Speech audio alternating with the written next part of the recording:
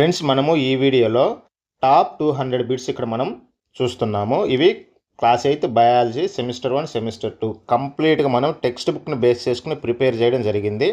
అలాగే ఇవి మనకు ప్రీవియస్ ఎగ్జామ్స్లలో వచ్చిన బిట్సే మనం ఇక్కడ తీసుకోవడం జరిగింది. సో వీడియోని మీరు ఖచ్చితంగా చివరి వరకు చూడండి. అలాగే లైక్ చేయండి, సబ్స్క్రైబ్ చేయండి. ఇంగ్లీష్లో కావాలి అనుకునే వాళ్ళు ఇంగ్లీష్ కావాలని టైప్ చేయండి. ఈ బిట్స్ మొత్తం నేను ఇంగ్లీష్లోకి కన్వర్ట్ చేసి ఇంకొక వీడియోలో మీకు అప్లోడ్ చేస్తాను. అవసరమైతే పీడిఎఫ్ కూడా నేను డిస్క్రిప్షన్లో పెట్టడానికి ట్రై చేస్తాను. ఓకే, ఇప్పుడు మనం క్వశ్చన్స్ చూద్దాం. చూడండి, కణాన్ని కనుగొన్న శాస్త్రవేత్త. సో ఎవరు మనకు? Robert hook. ఎప్పుడు కనుగొన్నాడంటే 1665లో కనుగొనడం జరిగింది.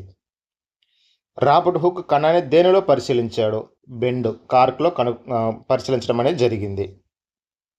జీవుల ప్రాథమిక నిర్మాణాత్మక ప్రమాణం ఏది? సో మనం ఇక్కడ కణం అని అంటాము. ఒకే కణంలో ఏర్పడిన జీవులను ఏమంటారు?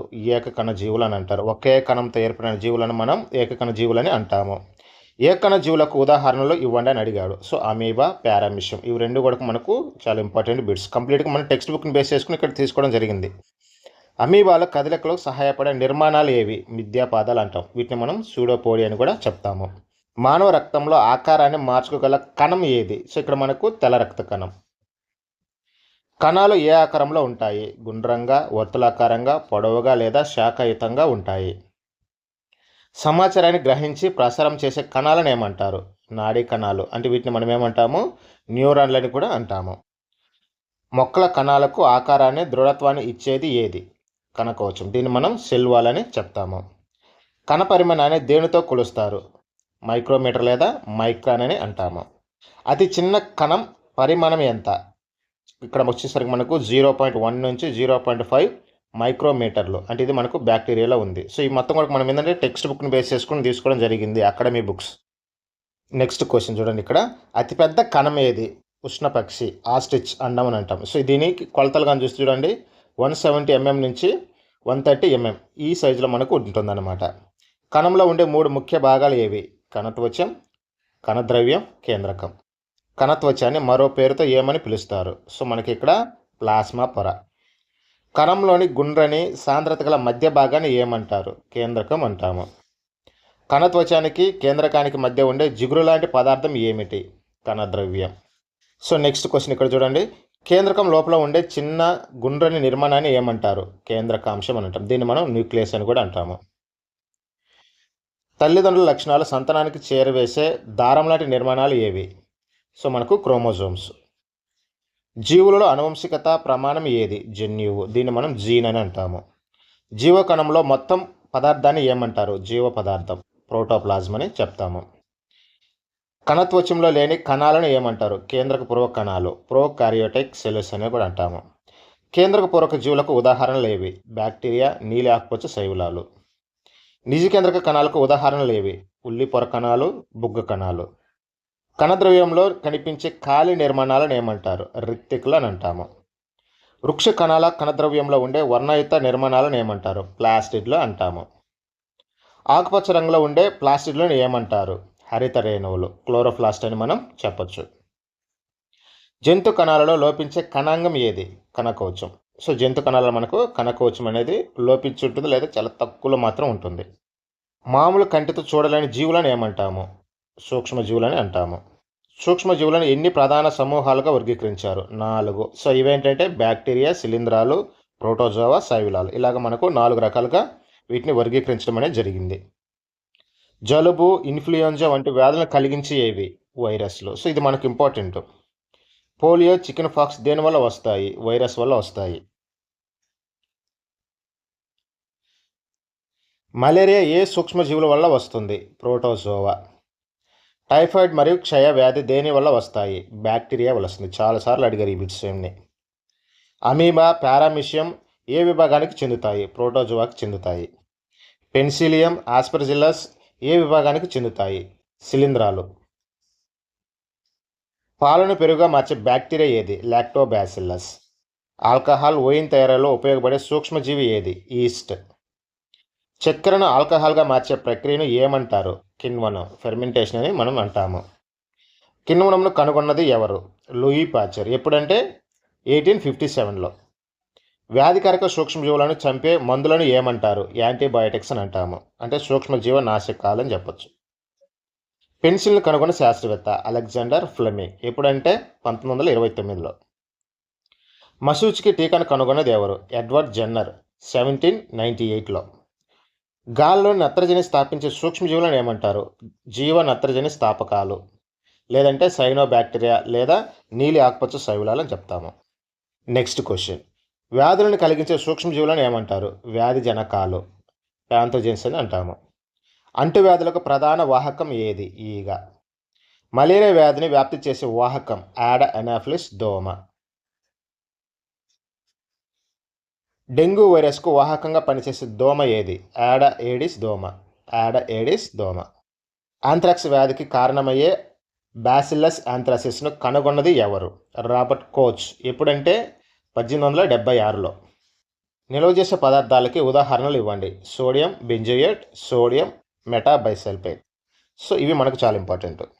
పాలను 70°C వేడి చేసి చల్లబరిచి నిల్వ చేసే పద్ధతిని ఏమంటారు? ప్యాచరైజేషన్ అని అంటాము. ప్యాచరైజేషన్ విధానాన్ని ఎవరు కనుగొన్నారు? Louis Pasteur.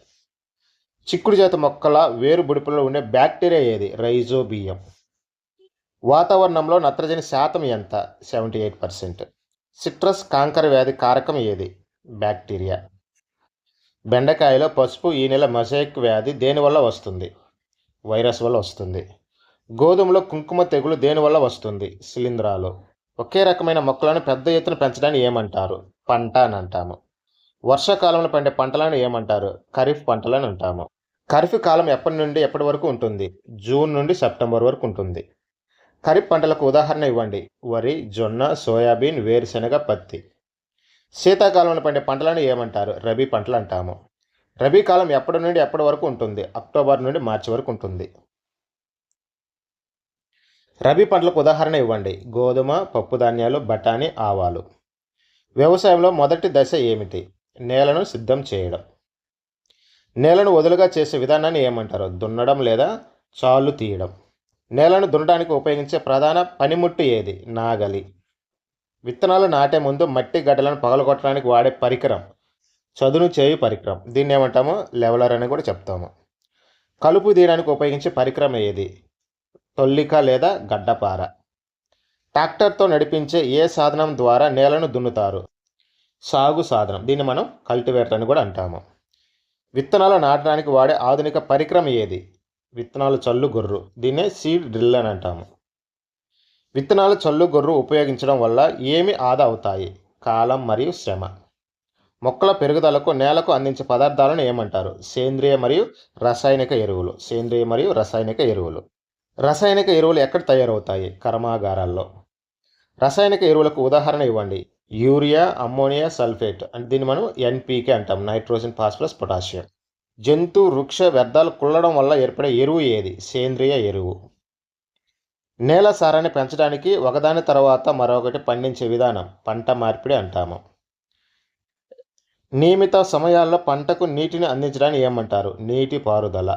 నీటి పారుదలకు సాంప్రదాయ పద్ధతి ఏమిటి? గిలకబావి, గొలుసు పంపు, యాతం, కపిలీ వ్యవస్థ. నీటి లభ్యత సరిగా లేని ప్రాంతాలలో వాడే ఆధునిక నీటిపారుదల పద్ధతి తుంపర్ల పద్ధతి. దీన్ని మనం స్ప్రింక్లర్ అని అంటాము. నీరు నేరుగా వేర్ల వద్ద పడే నీటిపారుదల పద్ధతిని ఏమంటారు? బిందు సేద్యం అని అంటాం. దీన్ని మనం డ్రిప్ సిస్టమ్. పంటతో పాటు పెరిగే అవాంఛనీయ మొక్కలను ఏమంటారు? కలుపు మొక్కలు. కలుపు మొక్కలు తొలగించడానికి వాడే రసాయనాలను ఏమంటారు? కలుపు నాశకాలు. ఉదాహరణకు 2,4-D. పంట పండిన తర్వాత కోయడాన్ని ఏమంటారు? పంట కోత అంటాము. కోత కోసిన పంట నుండి గింజలను వేరు చేయడాన్ని ఏమంటారు? నూర్పిడి, థ్రెషింగ్ అని అంటాము. అంటే విత్తనాలు తీయడాన్ని. పంట కోత, నూర్పిడి రెండు చేయగల యంత్రాన్ని ఏమంటారు? కంబైన్. ధాన్యాన్ని గాలి సాయంతో పొట్టు నుండి వేరు చేయడాన్ని ఏమంటారు? తూర్పాడబట్టడం, విన్నోవోయింగ్ అంటాము. ఫ్రెండ్స్, వీడియోని ఖచ్చితంగా లైక్ చేయండి. అలాగే మీ అభిప్రాయాన్ని కామెంట్ చేయండి. ధాన్యాన్ని పెద్ద ఎత్తున నిల్వ చేసే ప్రదేశాలను ఏమంటారు? సైలోస్ మరియు ధాన్యాగారాలు అని అంటాము. సైలోస్ మరియు ధాన్యాగారాలు. హార్వెస్టింగ్కు ఉపయోగించే పరికరం ఏది? కొడవలి లేదా హార్వెస్టర్. పంట కాలపు పండుగలకు ఉదాహరణలు ఇవ్వండి. పొంగల్, బైసాఖి, హోలీ, దీపావళి, నబన్య, బీహు. సో ఇవి మనకు పంట కాలపు పండుగలని అంటాము. ధాన్యం నిల్వకు ముందు ఏం చేయాలి? ఎండలో బాగా ఆరబెట్టాలి. ప్రత్యుత్పత్తి పరిపక్వతను సాధించడానికి శరీరంలో మార్పులు జరిగే కాలాన్ని ఏమంటారు? కౌమార దశ అని అంటాము. కౌమార దశ ఏ వయసులో మొదలై ఎప్పటి వరకు ఉంటుంది? 11 సంవత్సరాల వయసులో మొదలయ్యి 18 లేదా 19 సంవత్సరాల వరకు ఉంటుంది. కౌమారులను ఆంగ్లంలో ఏమంటారు? టీనేజర్స్ అని అంటాము. యుక్త వయసు దేనితో ముగుస్తుంది? లైంగిక పరిపక్వతకు చేరడంతో. యుక్త వయసులో అత్యంత స్పష్టంగా కనబడే మార్పులు: హఠాత్తుగా ఎత్తు పెరగడం. ఏ వయసు నాటికి బాలబాలికలు గరిష్ట ఎత్తు చేరుకుంటారు? 18 ఏళ్ల వయసు నాటికి. బాలురలో ఉబ్బెత్తుగా పెరిగిన స్వరపేటికను ఏమంటారు? ఆడమ్స్ యాపిల్ అని అంటాము. కౌమార దశలో ముఖంపై మొటిమలు రావడాన్ని ఏమంటారు? స్వేద సెబేషియన్ గ్రంథుల స్రావాలు పెరగడం. పురుష ప్రత్యుత్పత్తి అవయవాలు ఏవి? ముష్కాలు, పురుషాంగం. ముష్కాలు దేనిని ఉత్పత్తి చేస్తాయి? శుక్రకణాలను. స్త్రీ బీజకోశాలు దేనిని ఉత్పత్తి చేస్తాయి? అండాలు. కౌమార దశలో మార్పులను నియంత్రించే రసాయనిక పదార్థాలను ఏమంటారు? హార్మోన్లు అంటాము.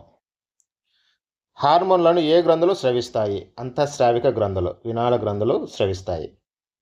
ముష్కాలు స్రవించే పురుష హార్మోన్ ఏది? టెస్టోస్టిరాన్. స్త్రీ బీజకోశాలు స్రవించే హార్మోన్ ఏది? ఈస్ట్రోజన్. లైంగిక హార్మోన్ల ఉత్పత్తి నియంత్రించే హార్మోన్ ఏది? పీయూష గ్రంథి, పిట్యూటరీ గ్లాండ్ అని అంటాము. స్త్రీలలో ప్రత్యుత్పత్తి దశ ఏ వయసు వరకు కొనసాగుతుంది? 45 నుండి 50 సంవత్సరాల వయసు వరకు కొనసాగుతుంది. స్త్రీలలో మొదటి ఋతుచక్రాన్ని ఏమంటారు? రసజ్వల. ఋతుచక్రం ఆగిపోవడాన్ని ఏమంటారు? మోనోఫాస్. ఋతుచక్రం వ్యాధి సాధారణంగా ఎన్ని రోజులు? 28 నుంచి 30 రోజులు. ప్రతి కణంలోని కేంద్రకంలో మానవులకు ఎన్ని జతల క్రోమోజోములు ఉంటాయి? 23 జతల క్రోమోజోములు ఉంటాయి. మానవుల లైంగిక క్రోమోజోములు ఏవి? ఎక్స్ మరియు వై. స్త్రీలలో ఉండే లైంగిక క్రోమోజోములు ఏవి? ఎక్స్ క్రోమోజోములు ఉంటాయి. పురుషులలో ఉండే లైంగిక క్రోమోజోములు ఏవి? ఒక ఎక్స్ మరియు ఒక వై. అండంలో ఎల్లప్పుడూ ఏ క్రోమోజోమ్ ఉంటుంది? ఎక్స్ క్రోమోజోమ్ మాత్రమే ఉంటుంది. ఎక్స్ క్రోమోజోమ్ గల శుక్రకణంతో అండం ఫలదీకరణం చెందితే ఏ శిశువు పుడుతుంది? ఆడ శిశువు. వై క్రోమోజోమ్ గల శుక్రకణంతో అండం ఫలదీకరణం చెందితే ఏ శిశువు పుడుతుంది? మగ శిశువు. గర్భస్థ శిశువు లైంగికతను నిర్ధారించేది ఏది? తండ్రి లైంగిక క్రోమోజోము. మెదడుకు అతుక్కుని ఉండే అంతఃస్రావ గ్రంథి ఏది? పీయూష గ్రంథి. థైరాయిడ్ గ్రంథి స్రవించే హార్మోన్ ఏది? థైరాక్సిన్. థైరాక్సిన్ లోపం వల్ల కలిగే వ్యాధి ఏది? గాయిటర్. క్లోమ గ్రంథి ఏ హార్మోన్ను స్రవిస్తుంది? ఇన్సులిన్ని. ఇన్సులిన్ లోపం వల్ల కలిగే వ్యాధి? మధుమేహం. అధివృక్క గ్రంథులు స్రవించే హార్మోన్ ఏది? అడ్రినలిన్. రక్తంలో లవణాల సమతుల్యతను నియంత్రించే గ్రంథులు ఏవి? అధివృక్క గ్రంథులు. ఒత్తిడి, కోపం వంటివి అదుపు చేయడానికి ఏ హార్మోన్ తోడ్పడుతుంది? అడ్రినలిన్. సాధారణ పెరుగుదలకు అవసరమైన పెరుగుదల హార్మోన్ ఏ గ్రంథి స్రవిస్తుంది? పీయూష గ్రంథి. లార్వా దశ నుండి ప్రౌఢజీవిగా మారే మార్పును ఏమంటారు? రూప విక్రియ. కప్పలో రూప విక్రియను ఏ హార్మోన్ నియంత్రిస్తుంది? థైరాక్సిన్. కప్పలో థైరాక్సిన్ ఉత్పత్తికి నీటిలో ఏముండాలి? అయోడిన్ ఉండాలి. రక్తం తయారీకి అవసరమైన ఖనిజం ఇనుము. ఎయిడ్స్ వ్యాధిని కలిగించే వైరస్ హెచ్ఐవి. మన దేశంలో వివాహానికి చట్టబద్ధమైన వయసు ఎంత? బాలికలకు 18, బాలురకు 21 సంవత్సరాలు. అడవులను నరికి ఆ భూమిని ఇతర ప్రయోజనాల కోసం ఉపయోగించడాన్ని ఏమంటారు? అటవీ నిర్మూలన. అటవీ నిర్మూలనకు సహజ కారకాలు ఏవి? కారుచిచ్చు, తీవ్రమైన కరువులు. వాతావరణంలో కార్బన్ డైఆక్సైడ్ పెరగడం వల్ల ఏ సమస్య తలెత్తుతుంది? భూతాపం. దీన్ని మనం ఏమంటాము? గ్లోబల్ వార్మింగ్ అని అంటాము. సారవంతమైన భూమి క్రమంగా ఎడారిగా మారడాన్ని ఏమంటారు? ఎడారీకరణ అని అంటాము. భూమిపై ఉన్న వివిధ రకాల జీవులు, పర్యావరణంతో వాటి సంబంధాన్ని ఏమంటారు? జీవ వైవిధ్యం అంటాము. వృక్ష, జంతు, గిరిజన సాంప్రదాయ జీవన పరిరక్షణ కోసం ఏర్పాటు చేసిన విశాల రక్షిత ప్రాంతం ఏది? జీవవర్ణ రిజర్వ్. పచర్మిహి వాతావరణ రిజర్వ్లో ఉన్న జాతీయ ఉద్యానవనం షాద్పురా. పచర్మిహి వాతావరణ రిజర్వ్లో ఉన్న 2 అభయారణ్యాలు బోరి మరియు పచర్మిహి. నిర్దిష్ట ప్రాంతంలో కనిపించే మొక్కలను ఆ ప్రాంతపు ఏమంటారు? వృక్షజాలం అంటాము. నిర్దిష్ట ప్రాంతంలో కనిపించే జంతువులను ఏమంటారు? జంతుజాలం. ఒక నిర్దిష్ట ప్రాంతంలో ప్రత్యేకంగా కనిపించే మొక్కలు లేదా జంతువుల జాతులను ఏమంటారు? ఎండమిక్ జాతులు అని అంటాము. పచర్హి ప్రాంతపు ఎండమిక్ వృక్ష జాతులకు ఉదాహరణ ఏవి? సాల్, అడవి మామిడి. పచర్హి ప్రాంతపు ఎండమిక్ జంతుజాలానికి ఉదాహరణ ఏవి? అడవి దున్న, భారతీయ పెద్ద ఉడత, ఎగిరే ఉడత. అంతర సంతానోత్పత్తి సామర్థ్యం కలిగిన జనాభా సమూహాన్ని ఏమంటారు? జాతి అని అంటాము. జంతువులకు వాటి ఆవాసాలకు ఎలాంటి భంగం కలగకుండా రక్షించబడే ప్రదేశాలు ఏవి? వన్యప్రాణుల అభయారణ్యాలు. భారతదేశంలోని మొట్టమొదటి రిజర్వ్ అటవీ ప్రాంతం ఏది? షాద్పుర జాతీయ ఉద్యానవనం. భారతదేశపు అత్యుత్తమ టేకు చెట్లకు ఎక్కడ కనిపిస్తాయి? షాద్పుర అడవులలో. దేశంలో పులుల సంరక్షణకు ప్రభుత్వం ప్రారంభించిన పథకం పేరేమిటి? Project tiger. ఏ జంతువుల సంఖ్య అంతరించిపోయే స్థాయికి చేరుకుంటుందో వాటిని ఏమంటారు? అంతరించిపోయే జంతువులు అని అంటాము. ఆపదలో ఉన్న జంతువులు మొక్కల జాబితాను నమోదు చేసే పుస్తకం ఏది? Red data book. Red data book. వాతావరణ మార్పుల వల్ల పక్షులు సుదూర ప్రాంతాలకు వెళ్ళడాన్ని ఏమంటాము? వలస అని అంటాము. సైబీరియన్ కొంగలు ఎక్కడి నుండి వలస వస్తాయి? రష్యాలోని సైబీరియా నుండి. 1 టన్ను కాగితం తయారు చేయడానికి ఎన్ని వృక్షాలు అవసరమవుతాయి? పూర్తిగా పెరిగిన 17 వృక్షాలు అవసరమవుతాయి.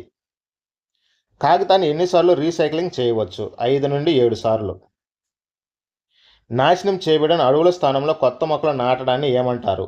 అడవుల పునరుద్ధరణ అంటాము. అడవుల పునరుద్ధరణ.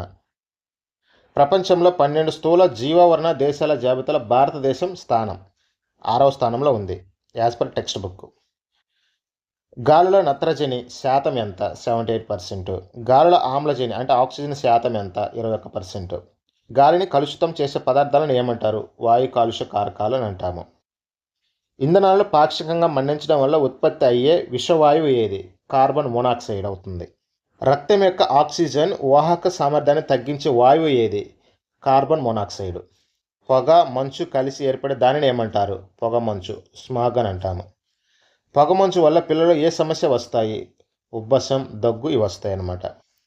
చమురు శుద్ధి కర్మాగారాలు వేటిని విడుదల చేస్తాయి? Sulphur dioxide, nitrogen dioxide. రిఫ్రిజిరేటర్లు ఏసీలలో ఉపయోగించే వాయు కాలుష్య కారకాలు ఏవి? ఏసీలలో ఉపయోగించే కాలుష్య కారకాలు ఏవి? క్లోరోఫ్లోరో కార్బన్లు. ఓజోన్ పొరను దెబ్బతీసే రసాయనాలు ఏవి? సిఎఫ్సిలు అంటే క్లోరోఫ్లోరో కార్బన్లు. ఓజోన్ పొర దేని నుండి మనల్ని రక్షిస్తుంది? సూర్యుని అతినీల లోహిత కిరణాల నుండి మనలను రక్షిస్తుంది. ఆగ్రాలోని తాజ్మహల్ రంగు మారడానికి కారణమైన వాయువులు ఏవి? Sulphur dioxide, nitrogen ఆక్సైడ్లు. ఆమ్ల వర్షం తాజ్మహల్ పాలరాయిని నాశనం చేయడాన్ని ఏమంటారు? మార్బుల్ క్యాన్సర్ అని అంటాము. Marble cancer. తాజ్మహల్ పరిసరాలలోని వాహనాలకు ఏ ఇంధనం వాడాలని కోర్టు ఆదేశించింది? సిఎన్జి, ఎల్పిజి, సీసరహిత పెట్రోలు. భూ వాతావరణ వికిరణాలు చిక్కుకుపోయి భూమిని వేడి చేసే ప్రభావాన్ని ఏమంటారు?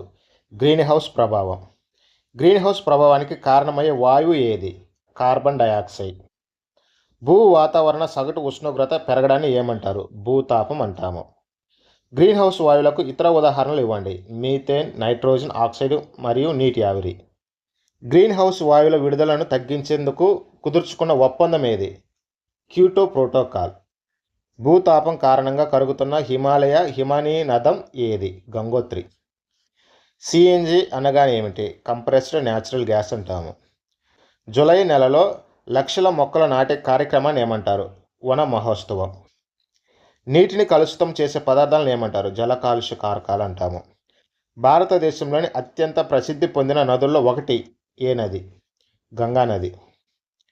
1885లో గంగా నదిని కాపాడడానికి ప్రారంభించిన పథకం ఏది? గంగా నది కార్యాచరణ ప్రణాళిక.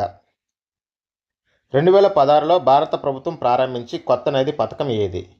క్లీన్ గంగా జాతీయ మిషన్. ఉత్తరప్రదేశ్లోని గంగా నది కలుషితమైన ప్రదేశం ఎక్కడ ఉంది? కాన్పూర్.